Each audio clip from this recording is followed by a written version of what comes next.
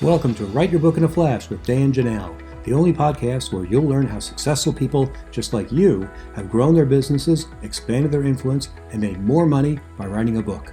On each episode, you'll learn the inside secrets to help you create a book that can serve as a powerful marketing tool to skyrocket your business.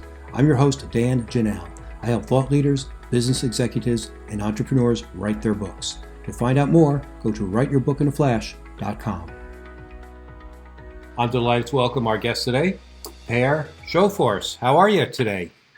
I'm very well, thank you. And how are you, Dan? Doing well. This is great. I'm glad you could make it. You have a very interesting specialty that I think everyone can relate to. Tell us about yourself, please. Yeah, thank you. Thank you for having me to start off with. What I do is, and what we do in my company is pricing. Very few people use a scientific method to price their product and services, and we have developed a process that uses science and data and artificial intelligence to come up with prices of a product or service that often leads to higher sales at higher prices. Well, that is something that everyone wants to know more about. So tell us the name of your book. You said it isn't published yet, but this podcast will live forever in infamy, so people will be able to buy it in the future.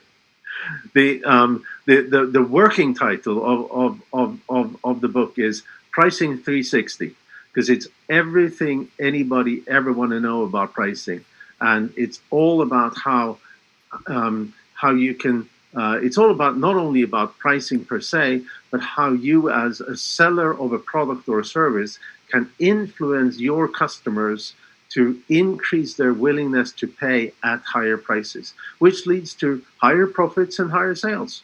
Yes, and I think everyone who's listening to this podcast now is Googling Amazon to look for how can I buy this book, because that's something that everyone wants. That's fantastic.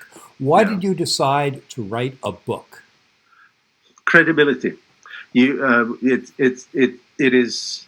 I mean, first of all, I'm personal friends with a number of people who've written books for the purpose of further their business, and they all say the same thing.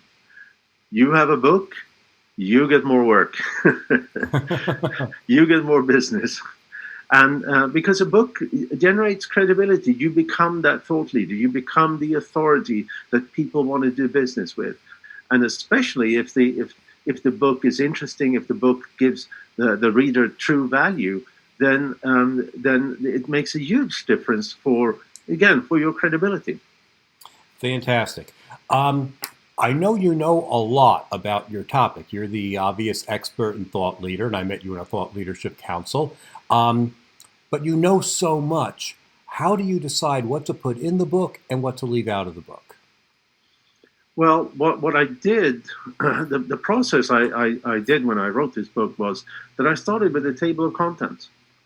And from that table of content, first of all, I organized it so that it would make sense. With starting with you have to take the reader through a journey from the very basics, from the very simple things you can do to more and more complicated, if you like, aspects of pricing, more involved aspects of pricing, and that is, I think, the key. You can't just jump into it from the deep end. You have to go through a journey and teach the reader as they read through the book.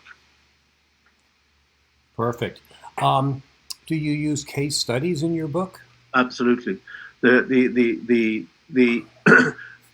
No, I'll tell you this. Okay, the reason I'm doing what I'm doing is because I've had the chance to run a couple of companies in Europe, and I ran a couple of companies once I moved here, and because pricing was always a bit of an interest area, we did experiments. And some of those experiments were hugely successful. Type next quarter revenues up with 25%. And some were complete disasters. And what I had learned in business school, what I could read about pricing, was so theoretical and so academically that it was completely useless information. It didn't help us in those companies to find out why some of those experiments worked and others did not. So about a dozen years ago, actually a little bit more, maybe 14 years ago, I decided, let's figure out a process that makes every pricing experiment a success. And that process is the process we're using still. And it's been hugely successful for many companies. Fantastic. How do you write your case studies? Do you have a formula? Well, first of all, they need to be emotional. Everything needs to be emotional. And in the formula for a case study is that you have to have some kind of problem statement, you have to have the solution, and you have to have the result. And and when I can, I put the name of the company there. I put the person who makes a statement of the result, and the recommendation in the case study. Of course, can't do that every time, but many times I can. So that's a great formula. Let's go back to your table of contents. When you say you have to educate the people who don't know anything about this topic, do you have any tips on how to do that? I mean, I'm working with a client right now, helping him with his book, and he is a supply chain expert. And like many experts, they assume that everyone knows everything or at a certain level. And I'm saying, like, no, there's this base level that you're missing here. We have to bring this down a level. How do you start your book to include everyone and bring them up to speed? Well, I mean, I that's what I didn't do. My first draft of this book was all a jumble of things, and I looked at it, and I had done maybe half of it or something like that, and I said, this is not going to work. So as a result of that, I went back to the table of content, and I said to myself, how do I ease in my readers into the topic so that they're not overwhelmed? And a lot of what I do then is stories. You use these stories because we as humans are hardwired to listen to stories. And if you tell stories and then tell what the story means, it becomes so much easier for a reader to understand understand what you want to tell them. So that's how I believe that you should do it and how you learn. Fantastic. That's great. Now, you said the book isn't published yet, but it will be published soon. How do you plan to use the book in your marketing efforts? Many things. First of all, I will give print out books to folks that are interested in our business. I will use it as a method for me to get more speaking engagements.